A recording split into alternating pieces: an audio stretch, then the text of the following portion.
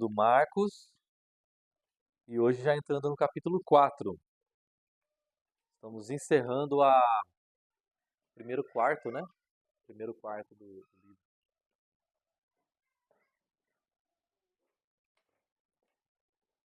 E hoje nós entramos nessa parábola. Agora, esse capítulo, na verdade, é cheio de parábolas, né? Nós vamos meditar na primeira delas, que é conhecida aí como parábola do semeador. Como está na sua Bíblia? Também? Todo mundo? Parábola do semeador? Vamos fazer a leitura então? Todo mundo está pertinho, será que a gente consegue fazer a leitura sem microfone? Pode ser? Então tá bom, então fechou. É esse aqui que tá o outro. Muito bem. Eu começo fazendo a leitura, a gente vai fazendo a roda aqui assim, ó, cada um lendo um versículo do 1 ao 20, tá bom? Vamos lá. Novamente, Jesus começou a ensinar à beira-mar. Reuniu-se ao seu redor uma multidão tão grande que ele teve que entrar num barco e assentar-se nele. O barco estava no mar, enquanto todo o povo ficava na beira da praia. Assim eles ensinavam muitas coisas por parábolas. No decorrer do seu treinamento, ouvi, eis que saiu o semeador a semear. Enquanto lançava a semente, parte dela caiu à beira do caminho, e as aves vieram e a comeram. Outra caiu no solo pedregoso, onde não havia muita terra, e logo nasceu, porque não tinha terra profunda. Saindo, porém, o sol a queimou, e porque não tinha raiz, secou-se. Outra parte caiu entre os espinhos, e os espinhos cresceram e a sufocaram, e não deu fruto. E acrescentou: aqueles que não precisaram ouvir, ouçam. Quando ele ficou sozinho, os 12 e os outros que estavam ao seu redor lhe fizeram perguntas acerca das parábolas. E ele lhes respondeu: a vós outros vos é dado conhecer o mistério do reino de Deus, mas aos de fora tudo se ensina por meio de parábolas. Para que, vendo, vejam e não percebam, e ouvindo, ouçam e não entendam, para que não venham a converter-se e haja perdão. Então Jesus lhes perguntou: vocês não entenderam esta parábola? Como então compreenderão todas as outras parábolas? O semeador foi a palavra. São estes os à beira do caminho, onde a palavra é semeada, e enquanto a outra volta vem Satanás e tira a palavra semeada deles. Semelhantemente, são estes os semeados em solo rochoso, os quais, ouvindo a palavra, logo a receberam com alegria. Todavia, visto que não têm raízes em si mesmas, permanecem por pouco tempo. Quando surge alguma tribulação ou perseguição por causa da palavra, logo a abandonam. Outras ainda, como a semente lançada entre espinhos, ouvem a palavra. Mas os cuidados do mundo, a fascinação da riqueza e as demais ambições concorridas sufocam a palavra, ficando ela infrutífera. Os que foram semeados em boa terra são aqueles que ouvem a palavra e a recebem, frutificando a 30, a 60 e a 100. Muito bem. Vocês viram que essa parábola aqui, Jesus fala assim, ó, se vocês não entenderem esta parábola, vocês não entenderão as outras. Porque, de certa maneira, essa parábola aí que Jesus contou é chamada por muitos teólogos de a rainha das parábolas. Porque ela é uma espécie assim de parábola-chave. Se você compreende ela, o resto vai fazer sentido também, né? Agora, se você prestou atenção, ao longo desses 4 capítulos, 3 para 4 capítulos que a gente meditou, Jesus nunca ensinou até aqui. Jesus só reagiu às situações que eram colocadas diante dele. Seja quando estivesse na sinagoga lá, ou alguém falava alguma coisa, a gente nunca teve contato. E Jesus estava ensinando o quê? Os mestres da lei indagaram sobre curar, sobre um homem que desceu do teto, os discípulos estavam comendo as espigas no sábado. Sempre alguma situação estava acontecendo onde Jesus tinha uma oportunidade de reagir ao que era posto diante dele. Mas em nenhum momento até aqui, Jesus propriamente começou a ensinar e a gente falou, tá, o que Jesus estava ensinando? É a primeira vez no Evangelho que nós temos contato com Jesus, com o conteúdo do ensino de Jesus propriamente dito, que Jesus ensinava quando ele falava. Aí você fala, não, mas lá no capítulo 1, versículo 15 e 16, Jesus lá fala assim, ó, que Jesus ensinou. Ele, depois que João foi preso, João Batista, ele começou a ensinar, a proclamar o reino de Deus, dizendo, o tempo se cumpriu, o reino de Deus chegou, arrependam-se e creiam no Evangelho. Esse versículo lá do capítulo 1, os primeiros que a gente meditou aqui, é o anúncio do reino, o fato, o reino chegou. O reino de Deus está entre vocês. As parábolas não falam de um fato, o reino chegou. As parábolas falam de um modo, como ele chegou. Tá, o reino de Deus está entre nós. Jesus veio até aqui. Mas como? O que isso implica? Qual diferença isso faz? Isso estava causando um problema e as parábolas serviam para isso, porque as parábolas tinham como propósito não ser umas historinhas. Muitas pessoas falam assim, Jesus contava umas historinhas, tipo meio fábula, sabe? A fábula do Esopo, tinha lá um lobo e não sei o quê, e aí a moral da história, e parece ser umas conversinhas meio que de pra boi dormir, assim, né? Mas Jesus, essas parábolas, gente, elas são maneiras de Jesus ensinar que traziam uma denúncia. Uma denúncia. Falar por parábolas é trazer uma denúncia. Se você diz assim, não entendi, pronto, a denúncia está feita.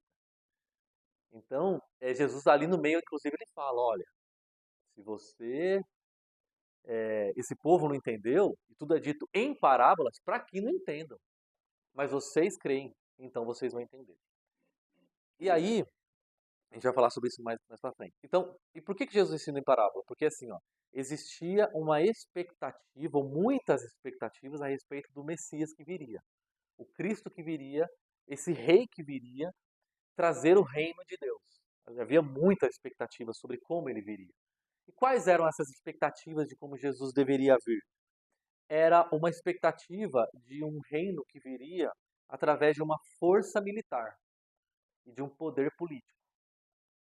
Então a expectativa era de que assim, vai vir o rei, vai vir o Messias, ele vai vir com uma espada na mão. Ele vai vir em cima de um cavalo. E ele vai vir botando para correr. E quando Jesus aparece, e ele não se parece com essas expectativas que as pessoas nutriam a respeito do reino, ele começa a contar as parábolas para dizer como é que esse reino veio. Veio diferente, aliás, bem diferente do que as pessoas imaginavam. Muito diferente. Então ele veio explicar como é que o reino veio. Tá? Então essas parábolas estão dizendo assim pra gente. O reino veio, tá? Só que ele não veio do jeito que você imaginava. O reino veio, mas não da maneira como você esperava. O reino está aqui, mas não do jeito que você gostaria. O reino de Deus está presente no meio de nós, mas não da maneira como o mundo esperava, gostaria que esse reino viesse.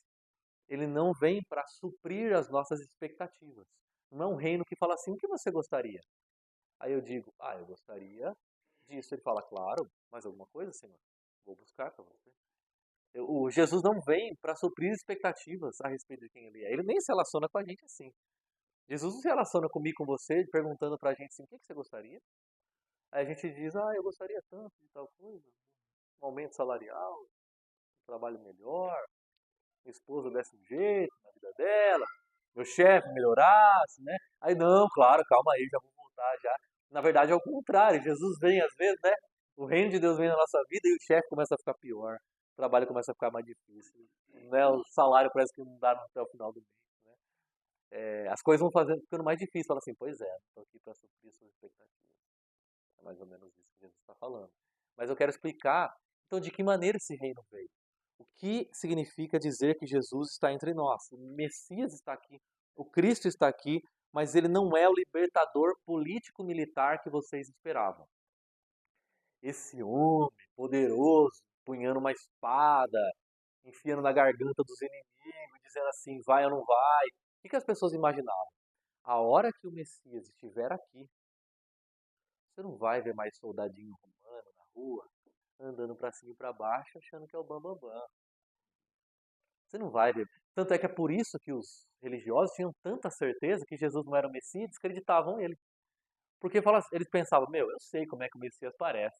Esse cara não se parece absolutamente nada com o Messias que eu tenho na minha cabeça. Então, gente, ô povão, vocês são ignorantes mesmo seguindo esse camarada, hein? Ele não é o Messias, é o soldado romano aqui, ó. Tá o César aí, ó. Tá todo mundo aí governando, fazendo o que quer. Você acha que esse aí é o Messias? Então, esse descrédito que começam a lançar sobre Jesus leva ele a contar essas parábolas para que a gente pudesse compreender qual é a natureza do reino dele. Como é que o reino dele funciona? Qual é, qual é o sentido do reino de Deus? Como é que está? O reino de Deus veio. Como é que esse reino age? O que ele faz na minha vida? Como é que ele atua? O que ele significa? Em que ele implica? E é por isso que essa parábola do semeador é dividida em duas partes. Uma que a gente leu aqui do versículo 3 ao 8 e a outra do versículo 10 ao 20. Por quê?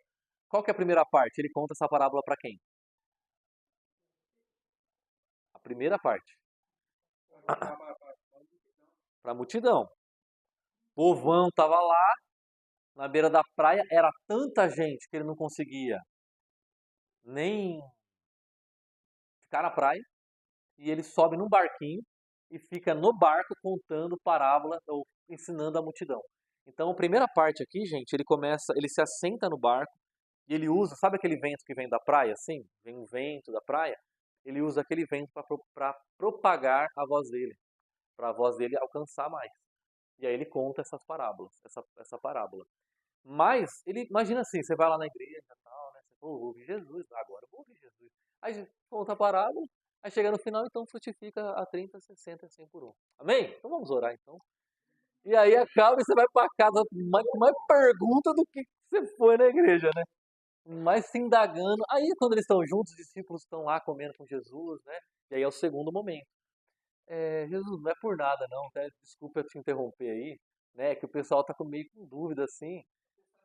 Inclusive nós, assim, também na dúvida, assim, né? Mas não é que o senhor ensina mal. Não é essa parte, não. É que a gente está com dúvida mesmo. Aí Jesus diz assim, então, ao de fora é dito em parábola. Ao de dentro, há a compreensão. Por que Jesus divide, faz essa divisão, essa diferença entre a multidão e os discípulos? Lembra, a gente já vem conversando sobre diferença entre multidão e discípulo. Ele faz essa diferença aqui. Ele está dizendo assim, ó, aos que creem, aos que aceitam, aos que recebem, mais entendimento é dado. Porque eles me seguem sem entender. Então, se você segue, obedece sem entender, aí você começa a entender. Mas se você fala assim, enquanto eu não entender, eu não sigo, então você não segue, você não entende. Então, muitas vezes na nossa vida, a gente precisa, às vezes, obedecer sem entender. Não. Tem coisa, gente, que você fala assim, sério, isso aqui não faz sentido. Você já parou para pensar isso? E quem diz que tudo que Jesus ensinou tem que fazer sentido naquele momento? Tanta coisa acontece com a nossa vida que não faz o menor sentido pra gente. Mas Jesus não está aqui para falar assim, ó, que você está em dúvida para eu poder explicar?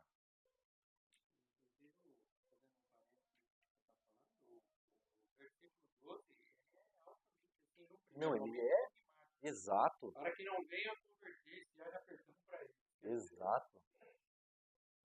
É forte, é o versículo mais forte que tem. Mais forte, tipo assim, ele está dizendo assim, ó, eles se recusam a me seguir. Eles se recusam a me conhecer. E eles se recusam a me obedecer.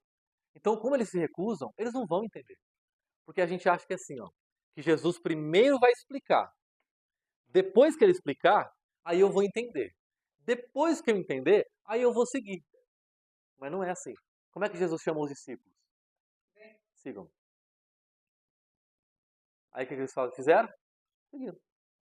Aí se você perguntar se você tem dúvida, eles vão falar assim, todas.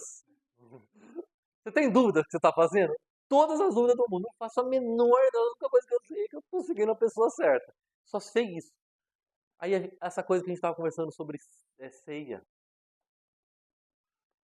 A gente precisa ter todo o entendimento do mundo para participar? A gente só precisa seguir Jesus. É Jesus. Eu só sei disso. É Ele. Não me pergunta mais nada. No caminho, a gente vai entendendo.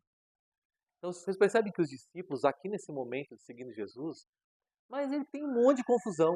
Mas Jesus fala assim, ó, senta aqui comigo, na mesa. Na mesa, as coisas vão fazer sentido. Percebe? No barco, não.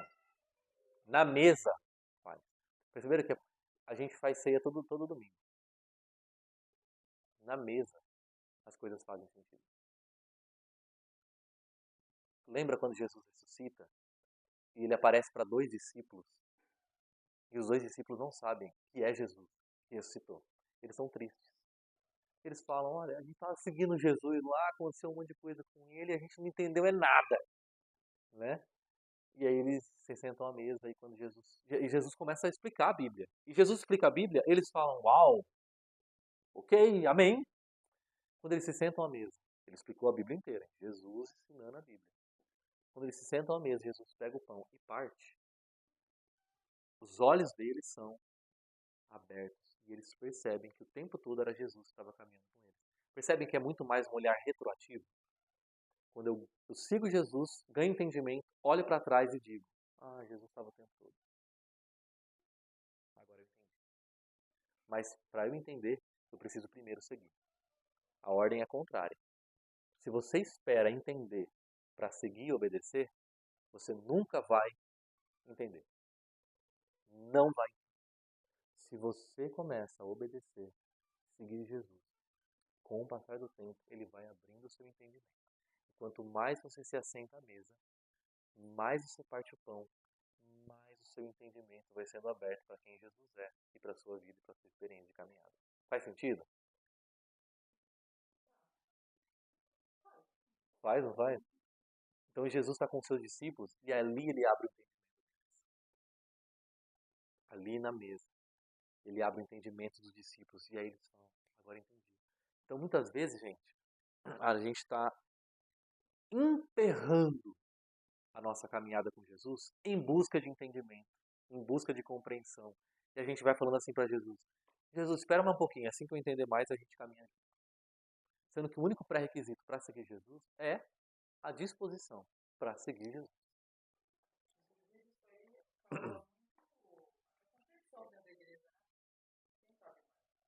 Exato. Como se... Exato. Quantas pessoas não obedecem mais conhecendo menos ou entendendo menos? E muitas pessoas entendem muito, mas não obedecem percentualmente quase nada daquilo tudo que sabem.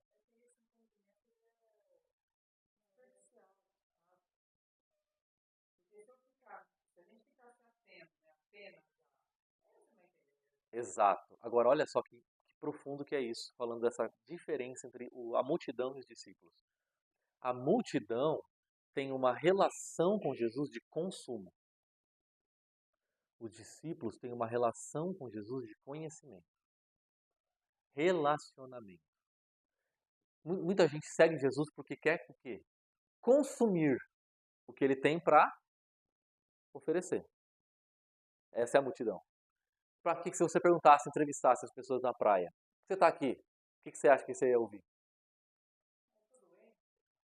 Tudo bem. Meu primo está com problema, minha avó, eu em casa, meu chefe, meu trabalho, meu namoro, um casamento. E aí um monte de gente com problema lá, porque Jesus vai resolver o seu problema. Está todo mundo lá querendo uma solução para o seu problema. Mas quando acaba, todo mundo vai embora. E fica quem? Quem fica? Os discípulos ficam com Jesus. Porque eles não estão ali pelo que Jesus vai oferecer. Eles estão ali para desenvolver um conhecimento, um relacionamento, uma caminhada com Jesus. Isso faz toda a diferença. Faz toda a diferença. Por isso que o Jesus fala assim, ó, para quem se relaciona comigo para consumir, eu dificulto mesmo. Para quem se relaciona comigo, com quem se relaciona comigo para conhecer, eu aprofundo. Quem quer me conhecer? Então eu vou aprofundar mais. Quem quer me consumir? Aí eu vou dificultar. Entendeu? Ah, eu quero consumir Jesus. Então a igreja está cheia. Cheia. Quantas igrejas estão cheias? Cheia hoje. Domingão, igreja cheia. Quantas pessoas dessa multidão estão querendo ter uma experiência de consumo, de consumidor com Jesus? E quantas pessoas estão tendo uma experiência de adorador com Jesus? Entendeu?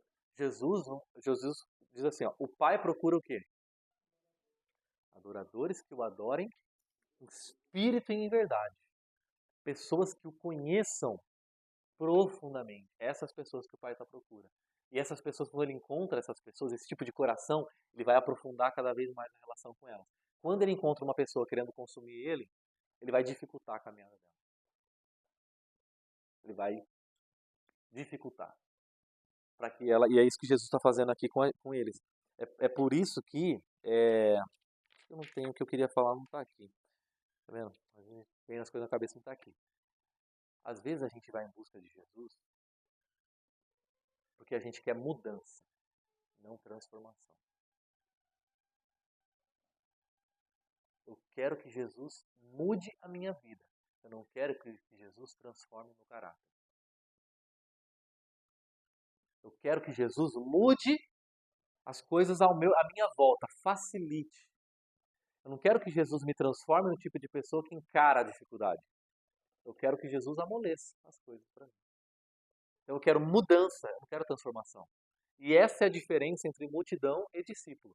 A multidão está em busca de Jesus porque ela quer mudança. Quantas vezes você não ouviu testemunho na igreja, comercial, coisa da igreja que fala, Jesus mudou a minha vida. Isso, é isso que ele fez, ele mudou a sua vida, ele te transformou. Você continua sendo o mesmo camarada de sempre. O mesmo camarada. Você é a mesma pessoa de sempre. Jesus mudou a sua vida. Você estava doente, agora não está mais. Você ganhava X, agora ganha Y. Jesus mudou a sua vida. Mas ele não te transformou. Portanto, você mesmo está dizendo que você é uma multidão e não um discípulo. Então, por isso que, às vezes, a nossa relação com Cristo é uma relação de mero espectador que consome uma experiência em busca de mudança. E não de um adorador em busca de conhecimento que implica em transformação. Então, quando a gente vai caminhando com Jesus, a gente vai o conhecendo e vai sendo transformado. Transformado na nossa relação com Ele, né?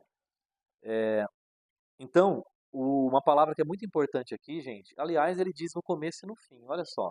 No versículo 3, o que ele diz? Ouçam. E no 9?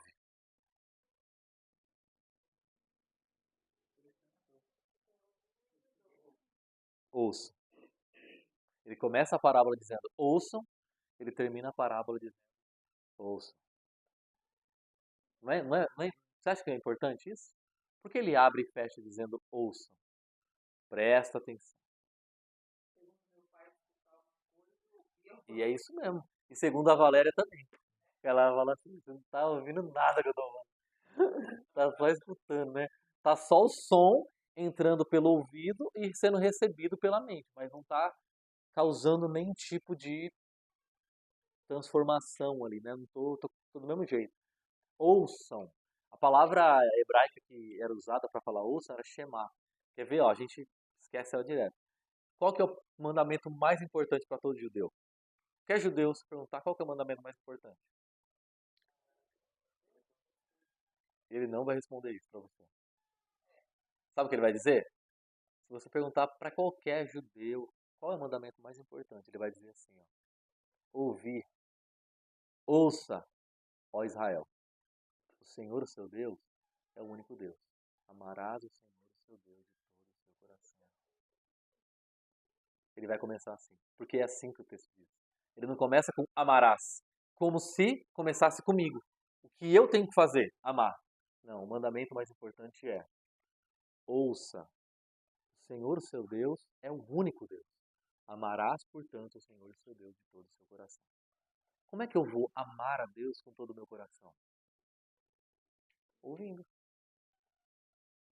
aprendendo, conhecendo. Qual é o tipo de relação que Jesus quer estabelecer com a gente? Uma relação de aprendizado, de ouvir. E na Bíblia está muito relacionada essa coisa de é obedecer e ouvir. Quando eu ouço, automaticamente eu estou obedecendo. Porque para ele, para um judeu, assim, né, para a Bíblia, a mão está grudada no ouvido. Né? Eu ouvi, logo eu estou obedecendo. Se eu não estou obedecendo, eu não ouvi, escutei. Se eu estou obedecendo, aí eu ouvi. Se eu não estou, eu só vim na igreja, fui na igreja. Fazer o quê? Ah, sei lá, o pessoal estava lá, gostoso, hein? Música boa. O pastor fala bem. E fica nessa. Qual é a diferença de alguém que ouve para alguém que escuta? É que a pessoa ouviu e pôs em prática. Não sejam meros escutantes da palavra, mas praticantes, ou seja, gente que ouve e obedece. E é isso que Jesus está chamando a nossa atenção aqui. Shema, ou ouça, né? Ok. Aí, não sei se você já teve essa experiência, né? Assim, sabe quando você deita na cama, aí você coloca a cabeça no travesseiro, então você começa a pensar na sua vida, no seu dia, na sua história. Você tem um lampejo de lucidez. E você olha para você mesmo e pensa assim, meu, eu não sou uma sombra daquilo que eu deveria ser. Eu não sou, gente do céu, estou muito aquém, ou muito diferente daquilo que eu poderia ser. Não é que eu poderia ter um status melhor, mais dinheiro, mais, não. Eu não tenho me tornado o tipo de pessoa que Deus me criou para ser. Esse lampejo de consciência é muito importante. E aí a pergunta que vem logo em seguida, se você continua refletindo lá, não dorme, é: como é que eu faço para ter a minha vida transformada? O que eu preciso para ser transformado? É disso que essa parábola trata. Como é que eu posso ter a minha vida transformada? E a nossa expectativa normalmente é a seguinte: o Jesus nos diz assim, olha lá o versículo 3. Ouçam, o que ele diz? Exato. Então tá, a gente fala assim, Jesus fala assim para os seus discípulos: hoje eu vou explicar para vocês como é que o meu reino funciona. Hein? Aí os discípulos falam: beleza, bicho, é hoje que nós vamos ouvir. Qual a expectativa dos discípulos? Que ele diga algo assim: ouçam, o fogo saiu para queimar, o Thor saiu para martelar. Agora, tipo, o que eu preciso para minha vida ser transformada? Preciso que venha uma marreta. Deus, Jesus é um martelo que veio para acabar, entendeu? Normalmente a gente, a gente pensa o reino de Deus como uma coisa impositiva. Muita gente trata a Deus e o Evangelho dessa maneira, né? Vem de fora para dentro. O fogo saiu para queimar. O soldado saiu com a espada. Imagina, Jesus poderia começar assim: ouçam, o soldado saiu com a espada para matar. Mas quando Jesus fala: ouçam, o semeador saiu a semear. Fala, vixe, a Cris já entendeu. Ixi, isso aí vai demorar. Não é? Porque se é, mas é mesmo. Se é uma espada, ela mata na hora. Se é um fogo, ele queima na hora. Mas se é uma semente, aí você espera, né? A hora. E aí tem um tempo, exato. Então, é a natureza. Imagina assim, ó, Jesus, usa uma imagem da nossa vida aí para descrever como é que é o seu reino. Ele fala assim, o meu reino é igual a uma semente, um semeador que saiu a semear. É assim que funcionam as coisas. O evangelho, como é que ele vai transformar a minha vida? Como é que ele vai transformar a sua vida? Não é indo num culto que você vai escutar um raio caindo do céu que vai acabar com você. Não. É você continuamente deixando essa semente penetrar na sua mente, no seu coração, ouvindo o Evangelho e desenvolvendo o caráter de Cristo. Por isso é uma semente. Isso.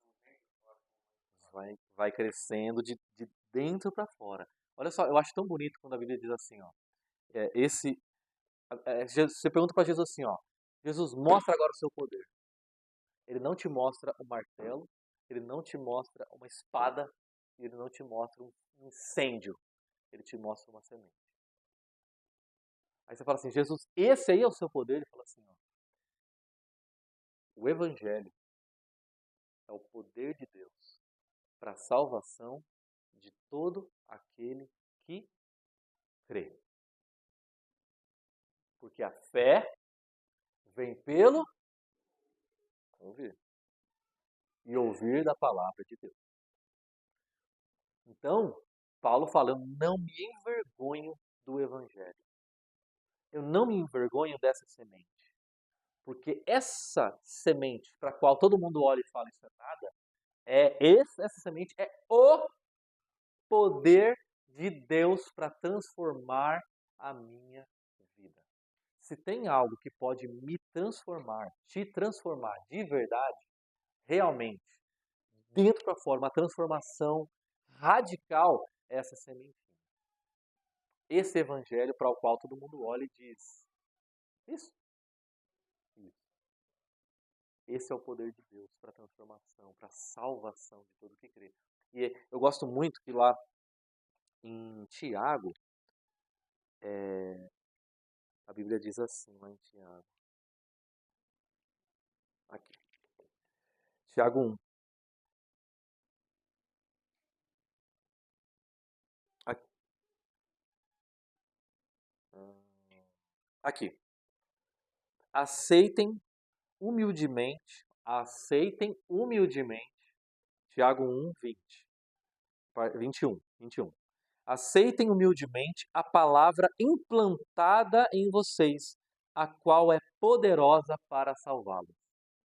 Eu preciso aceitar humildemente a palavra que foi implantada dentro de mim, porque essa palavra tem poder para me salvar.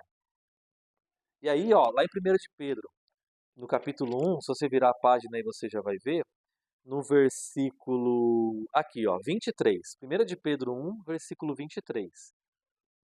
Esse daqui para mim é mais forte ainda, porque aqui fala muito sobre como é que a palavra de Deus atua em nós. 1 de Pedro 1, versículo 23. Conseguiram abrir? Humberto está abrindo aqui. Sim? Vocês foram regenerados. Nasceram de novo. Não de uma semente perecível, mas imperecível, por meio da palavra de Deus, viva e permanente. Que permanece. Então vocês nasceram de novo através de uma semente que carrega a natureza de Deus. Então lembra quando Deus criou todas as coisas? Ele criou as árvores frutíferas, que dessem frutos de acordo com a sua espécie. Então, uma árvore dá um fruto de acordo com a sua espécie, que carrega uma semente, que dá uma árvore, que dá um fruto de acordo com a sua espécie, e assim por diante. Então, quando Deus fala assim, ó, que a palavra dele é uma semente que entra dentro de mim, ele está dizendo assim, ó, que eu me transformo no tipo de pessoa que carrega a natureza de Deus. Agora eu me torno um filho de Deus. Agora eu tenho dentro de mim a substância, sabe a substância de Deus? É dessa substância, pega Deus, então Deus tem uma substância, condensa essa substância, zipa, assim que fala, zipa essa substância e coloca dentro da gente. Nós somos formados dessa substância. Dentro dessa sementinha tem toda a informação, condensa toda a natureza de Deus capaz de me transformar numa pessoa nova, regenerada. Então a semente, assim como o DNA, né? O DNA nosso, ele é uma fitinha lá que tem toda a informação a respeito da gente. Então imagina, Deus pega esse DNA dele e coloca dentro da gente e forma esse novo ser a partir dessa informaçãozinha que está lá dentro. Então a semente de Deus dentro de nós vai formando um novo homem, vai formando uma nova natureza, vai formando uma nova pessoa que vai se desenvolvendo, crescendo, amadurecendo e vai frutificando e revelando a natureza de Deus que foi implantada e semeada dentro de nós. Faz sentido? Esse é o trabalho de uma semente. Esse é o poder de uma semente. Esse é o poder do Evangelho. De pegar a gente e de maneira, eu gosto dessa expressão, subversiva. Subversiva. Ele vai por dentro, ele vai mexendo, crescendo, tomando lugar, tomando espaço, avançando e transformando a gente a partir de dentro. Por isso que o Evangelho é poderoso. Porque ele não vem assim como uma demonstração grandiosa de poder que vem de fora. Não, ele vem através de algo simples, mas que carrega dentro um poder capaz de transformar qualquer pessoa, absolutamente qualquer pessoa. Então é uma natureza que é infundida. É por isso que a gente fala assim que ele é um crescimento que é orgânico e não mecânico. Entendeu? Por isso que ele usa a ideia da semente. Você pode ver, uma espada, imagina assim, ó, o crescimento de um discípulo, ele não é tijolo, tijolo, tijolo. Ele é orgânico. Então você imagina o seguinte, você vê lá, as criancinhas lá na escola plantam feijãozinho. Vai lá no algodão, todo mundo já fez isso, né? Todo mundo já pegou um algodão. O seu dito que gosta dessas coisas. Pega lá e tá lá a planta. Daqui a pouco você vai ver tá um pouquinho maior. Daqui a pouco, pum, sai um caule, sai uma flor, sai um fruto. Onde que estava tudo aquilo? Estava dentro. Estava dentro. Agora, um tijolo, quando você põe um tijolo em cima do outro, esse tijolo que está em cima não saiu de dentro desse. Esse veio de fora. Por isso que isso aqui é mecânico. O crescimento espiritual, ele não é mecânico. Ou seja, ele não é algo que vem de fora e vai sendo colocado em cima de você como se fosse algo externo a você. Então, assim, ó, nós não estamos, muitas pessoas relacionam com Jesus assim, nós não estamos apoiados em Jesus. A nossa vida não está apoiada nele. Ele diz assim, ó, eu sou a verdadeira videira e vocês são o quê? O ramo. Ou seja, você não está apoiado em mim. Você é parte de mim, você saiu de mim. Entendeu? Você saiu de dentro de mim. É por isso que Jesus teve que morrer.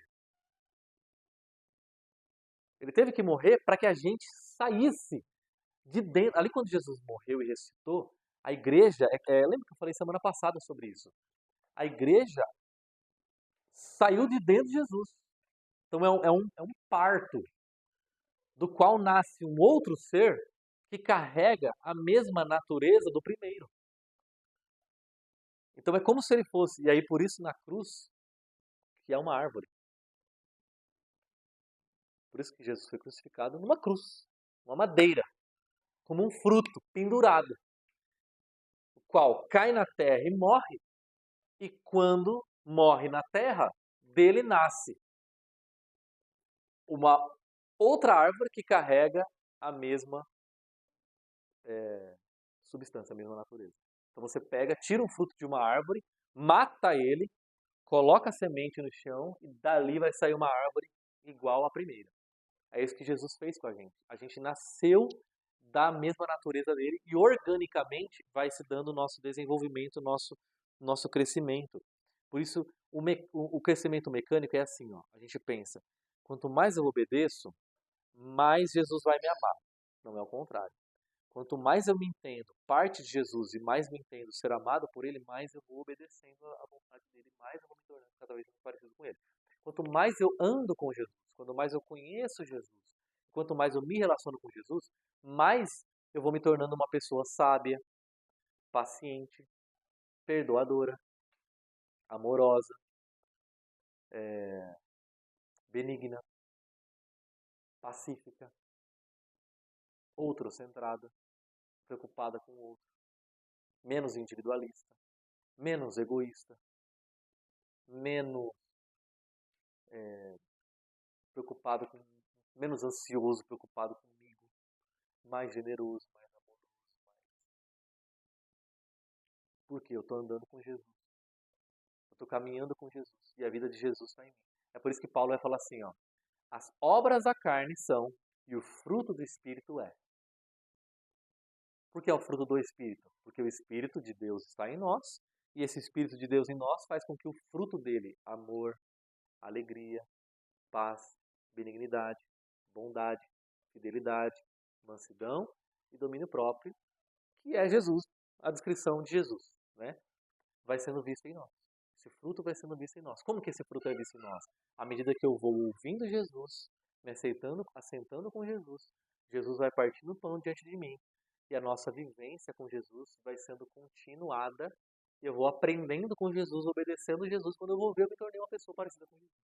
Porque eu estou sendo feito, estou sendo fabricado, estou sendo desenvolvido a partir dele. Esse é o poder do Evangelho dentro de nós. Então, se você pensar na pior pessoa desse planeta, pensa aí. Pensou na pior pessoa desse mundo? Pensou? Vai pensando aí. Pensou? Achou? Beleza.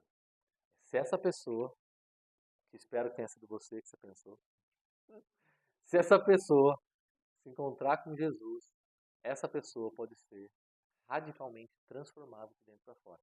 Já viu esses filmes que falam assim, eu não acredito? Essas pessoas que falam, eu não acredito que alguém possa realmente ser transformado. Então, essa coisa que parece impossível aos olhos humanos, se torna uma realidade à medida em que nós vamos caminhando com Jesus e ouvindo a sua palavra, ouvindo a sua voz. Amém? E aí, gente, isso aqui, agora a gente vai entrar nos solos. Por quê? 3 solos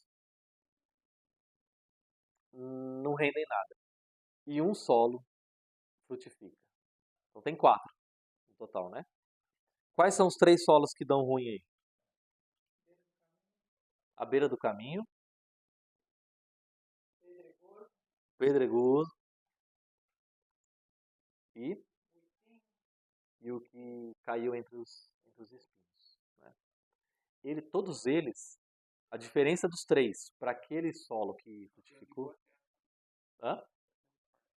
e o quarto é o que deu bom. Então, 3 deram ruim e um deu bom. 3 que deu ruim, qual que é a diferença dos 3 que deu ruim para o 1 que deu bom? Os 3 que deram ruim, eles caíram e não conseguiram fazer o quê? Eles não conseguiram ir lá embaixo. Eles não conseguiram aprofundar. Esse que é o problema. Então, se eu quero ser transformado, o que precisa acontecer? O que eu preciso deixar acontecer? Eu preciso deixar que a palavra de Deus entre na entranha. Vai lá embaixo. Sabe quando a Bíblia fala sobre caminho? O caminho do justo, o caminho da obediência. O caminho não é um caminho externo. O caminho da Bíblia é esse caminho interno de aprofundamento. É um caminho que que a palavra de Deus vai percorrendo à medida que ela desce. Quanto mais ela desce dentro de nós, mais poderosa ela é quando ela frutifica. Quanto mais superficialmente ela cai, menos ela cumpre o propósito. Então o que eu preciso deixar que a palavra de Deus faça em mim? Que ela entre profundamente no meu coração. E ela repagine, ela refaça as minhas configurações, meu software, a minha, assim, minha imaginação, tudo que povoa a minha mente, ela precisa ocupar o meu coração, a minha mente, o meu ser, minhas emoções, meus pensamentos, meus sentimentos. Eu preciso ter a mentalidade de Jesus. Eu preciso ter o mapa com o qual Jesus pensa. Por isso que a palavra de Deus precisa penetrar profundo no nosso coração. Se ela cai superficialmente, ela não consegue operar o seu poder. Então, quando é que o poder do evangelho é liberado de dentro dessa semente? Então, a semente caiu. Quando que o poder é liberado? Quando cai fundo.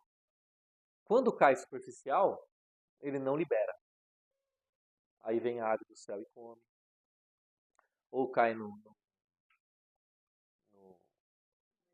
meio dos espinhos, sufoca e não tem ali não consegue espaço, luz, oxigênio, não consegue sobreviver. Ou quando cai, num terreno pedregoso, que é superficial, e ela não tem espaço ali, ela não consegue descer mais. E ela fica ali, ó. E aí ela até dá aquela. Até nasce, né? Não fala que dá uma nascida? Brota ali, mas ela não consegue, a raiz dela não vai fundo. Então, como a raiz dela não vai fundo, ela não tem força para viver. Então Jesus está falando que assim, a mesma coisa funciona com o Evangelho. Muita gente vai escutando, mas não ouve. Então aquilo lá não adentrou mesmo no nosso coração. Aquilo lá não forjou a gente, sabe? E quando eu digo forjar, é essa coisa dolorosa que acontece com a gente. Porque é doloroso. Forja é aquela coisa quente, queima, que molda, que é sofrida. Que Jesus, ele quer adentrar um lugar da nossa vivência, do nosso coração, que é, às vezes, até inacessível para a gente.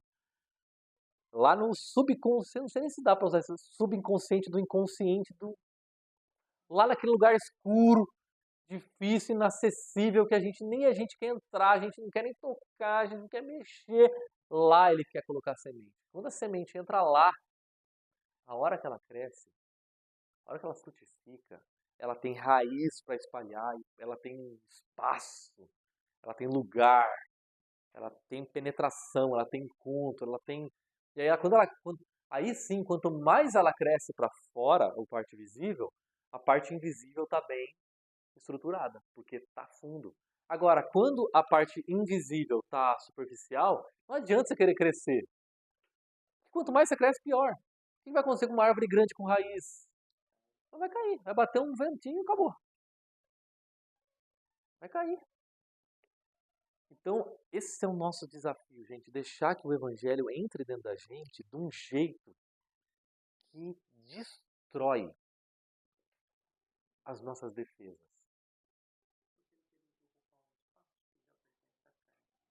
Então, essa ideia de destruir, Isso. é uma segunda natureza querendo tomar um espaço da primeira natureza. Exato. Vai arrebentando, tem que fazer raiz, criar o seu próprio DNA lá dentro. E a raiz tem que crescer a ponto de matar a outra. Eu nunca conheci uma pessoa que seja madura espiritualmente e que não tenha experimentado a dor. Nunca vi.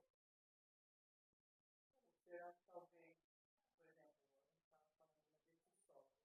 Esse solo não precisa uma pessoa. Assim, aí a gente pensar quem ouve, quem não ouve, isso tem a ver com a pessoa querer ou tem a ver com essa pessoa querer? Assim, quando Jesus fala dos 3 solos, ele está falando de recepções, né? Como eu recebo o evangelho. Ó, o primeiro solo é o solo que rejeita. Vem, ouve, fica lá em cima, vem o pássaro e rouba. Ele está falando de quem? Dos religiosos que olharam para Jesus e falaram assim: não, isso daí não, nada a ver. E nem ouve o que ele tem para dizer. Esse é o primeiro. O segundo é a multidão. O que acontece com o segundo aí? Solo pedregoso. Que é uma relação superficial de consumo. Que é o solo pedregoso, é a multidão que vem lá. Ah, não, legal. Que assim, recebe com alegria. Pô, aquela pessoa que no culto chora. Aí você fala assim, esse daí, tá lá na multidão, esse daí vai longe. Esse daí se converteu de verdade. Daqui a pouco, recebe com alegria, é a multidão. É um fervor passageiro, superficial, né?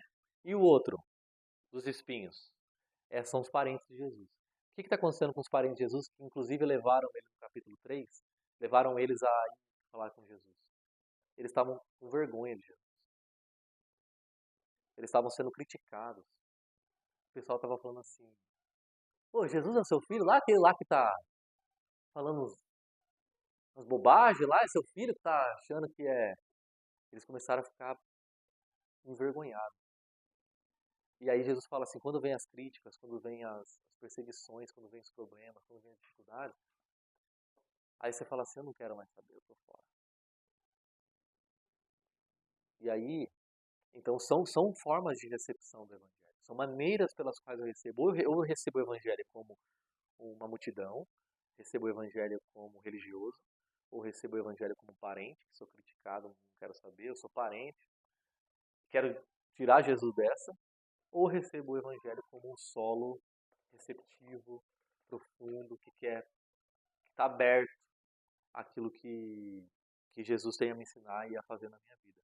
Então, acho que essa última aqui, e esse é o mais desafiador, é aquele solo que diz assim, ó, eu estou em busca de Deus por causa de Deus. Esse lugar é o mais difícil da gente conseguir acessar. Eu estou aqui em busca de Deus. Por quê? Por causa de Deus. Não pode tirar o resto? Pode tirar que eu vou aqui por ele. Esse é o difícil. Quando a gente chega nesse ponto, é que a gente está receptivo, completamente receptivo à palavra. Tem uma cena do The Chosen, sabe aquela série dos discípulos seguindo Jesus? Em que um discípulo ele tem autoridade para curar, e ele vai curando, mas ele mesmo ele anda com uma muleta, e ele fica mancando. E aí ele chega para Jesus e fala, oh, Jesus, até foi constrangido, assim, porque eu tô curando um monte de gente aí e tal, mas eu mesmo não sou curado. Exato, ele tá tipo, ele quer ser curado. E Jesus fala assim, então, mas eu posso te curar. Eu tenho poder para te curar. Mas o plano do nosso Pai para a sua vida é que você permaneça assim. Você vai continuar me seguindo se eu não te curar?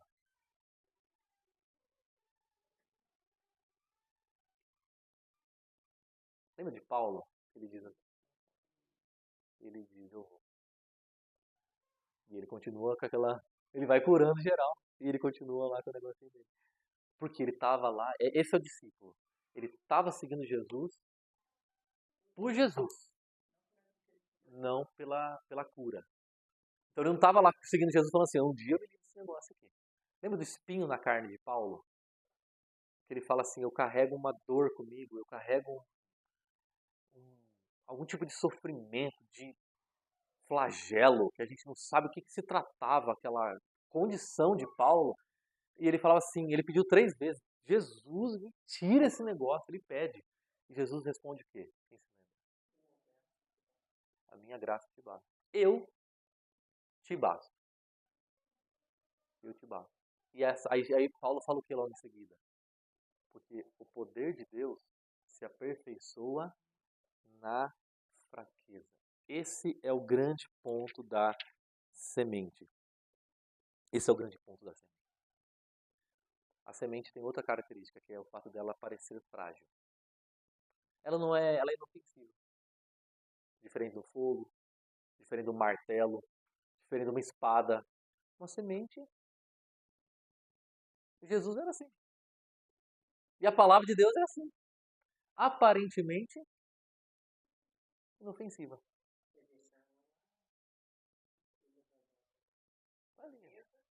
Não, não vai fazer nada. Ela é aparentemente inofensiva. E o evangelho ele é assim. Já viram, sabe uma noz? Estava pesquisando essa semana. Uma noz. Sabe o que é uma noz? Sim? Uma noz, se você planta uma noz, ela dá você planta uma pera da pereira, uma maçã da macieira e uma noz.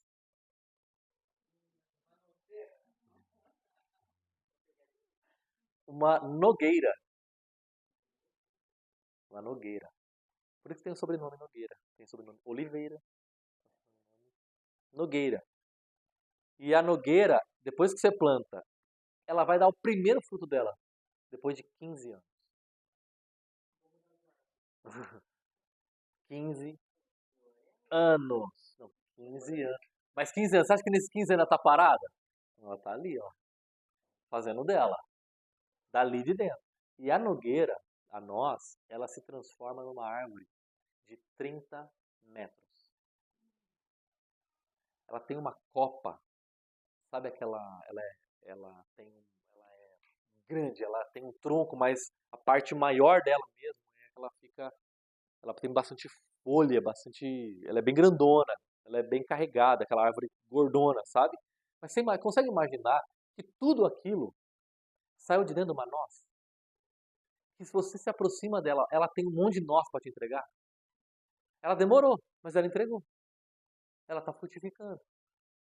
E olha o que ela se tornou. O evangelho, ele transforma na nossa vida assim. Quando você olha para ele, você diz assim, isso aí não faz nada, isso aí é frágil, isso aí é fraco. Isso aí, o que você vai fazer? Hein? Se você coloca uma espada do lado de uma noça, um martelo do lado de uma noça, o martelo faz o que com a nossa? Quebra, tritura. Mas Jesus está falando assim, ó, essa noz aqui é mais poderosa do que esse martelo. Porque se você planta, ela se torna, ela ganha uma dimensão de 30 metros de altura e consegue produzir várias outras nozes que vão gerar várias outras nogueiras, que vão gerar várias outras nozes, enquanto esse martelo vai permanecer sendo esse mesmo martelo que ele sempre foi daqui a 30, 40, 100, 200, 1000 anos. Se você deixar ele aqui, não vai fazer nada. Ele consegue multiplicar, produzir, reproduzir. E não só reproduzir, ele consegue reproduzir-se mantendo a sua mesma identidade, a sua mesma natureza. Quando Jesus está falando disso, ele está falando sobre ele mesmo. Porque não é um guerreiro que saiu a semear. Quem que saiu a semear? Então ele está se identificando como? Um semeador. Aparentemente frágil. Numa sociedade, em que lugar você classificaria um semeador, um agricultor? Da hierarquia social. Não, o semeador ali é o Zé que está ali. Ah, seu João que está aí mexendo com a terra. Ele está falando, então, esse daí sou eu. Ele está dizendo assim, esse ser aparentemente frágil, aparentemente sem muita... Não tem capa, não tem coroa, não parece o Thor, não desceu do céu no raio, não solta raio do olho, não fuzila os inimigos. Esse ser frágil, fraco, esse ser aparentemente que não ameaça, esse ser que inclusive pode ser ofendido, ferido, esse ser que pode ser contrariado. Jesus pode ser contrariado.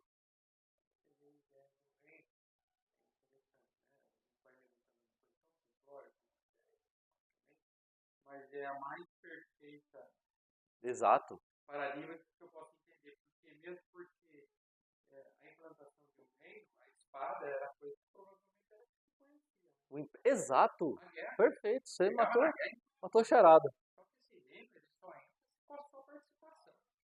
Esse reino aqui é dois. Eu jogo a semente e você abre a terra. Se você não abrir, ficar dura, Já era. você espenhou, Exato. você fica à beira do caminho. Agora, se você deixar Isso. ela tem participação. É um reino imposto a duas mãos.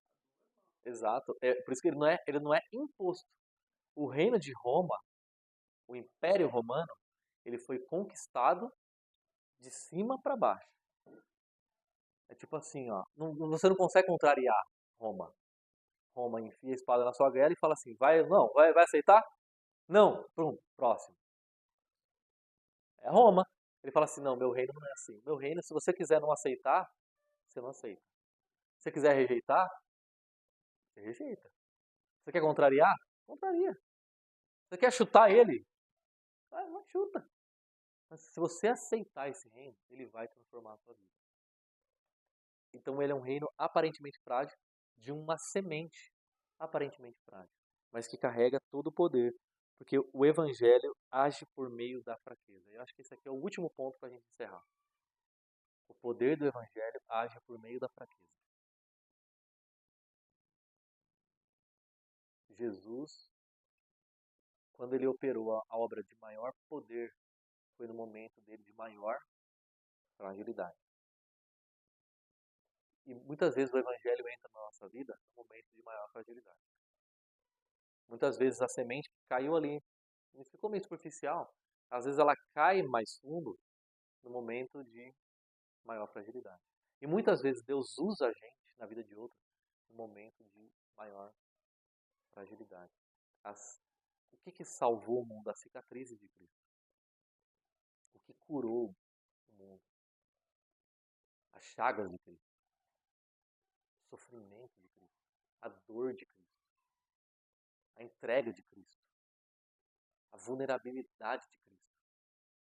Essa semente que você olha para ela e diz, isso aí, esse vai salvar, esse é o Salvador do mundo, esse é o Salvador do mundo, esse pendurado na cruz.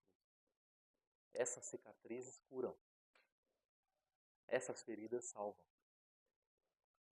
E aí isso cai para nós também, porque a semente é a palavra, o semeador é Jesus.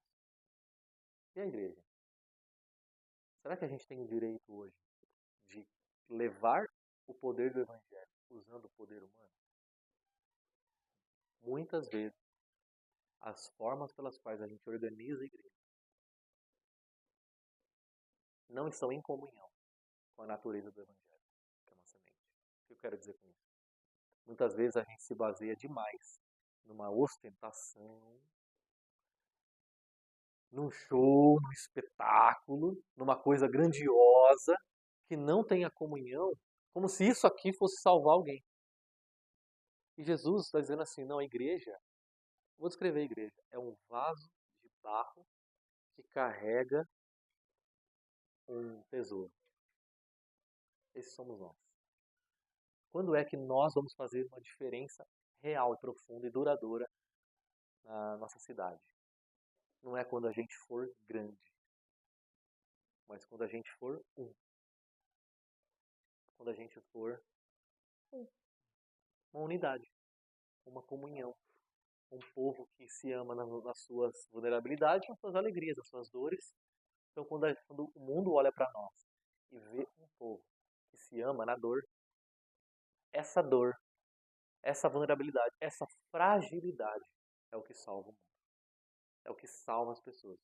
E é o que entrega o poder do Evangelho. Então, o poder do Evangelho não é manifesto no poder humano, na capacidade humana, na competência humana, na grandeza humana. O poder do Evangelho é um poder que se manifesta na fraqueza humana. E eu acho que esse é o maior desafio nosso. O maior desafio nosso é deixar que o Evangelho nos transforme até mesmo nas nossas fraquezas. Até mesmo nas nossas fragilidades. Porque, como Paulo diz, ele diz, poder se aperfeiçoa na fraqueza. É ali que ele se mostra perfeito. É ali que ele se mostra poder. Qual é o segredo do poder do Evangelho? Ele parece fraco. Qual é o segredo do poder da igreja? Ela parece fraca. Você olha para ela e fala assim, esse povo aí? Agora, você percebe, muitas vezes a gente está querendo apelar. Não sei se você entende o que eu estou querendo dizer. Apelar. Que apelar. A gente fica produzindo uns efeitos, umas coisas meio grandes, parece que a gente quer impressionar. As pessoas falam assim, agora se converte. Por quê? Você viu a pregação? Você viu a música de hoje? Você viu o solo? Você viu tá? Olha como é que essa igreja está bonita. Agora Araraquara se converte. Por quê? Olha só a nossa igreja, coisa linda. Olha aqui. Como se essa casca... Não, o poder do evangelho, ele atua através da fraqueza da gente. Então a gente precisa deixar que das nossas feridas saia um poder para curar, para salvar e para transformar. Eu é uma semente. Ele quer que a gente seja essa semente caindo na terra, produzindo fruto. Amém? Esse é o desafio. Esse é o chamado. Hoje a gente vai participar da ceia novamente, partir o pão. E partir o pão é isso, né? Minha mãe disse, agora eu tô perdido, que a única anfitriã aqui que meu pai não tá também, que ela tem um pão aí. E hoje é um pão. Então, não é esse. Você sabe que meu pai comprou um pão diferente?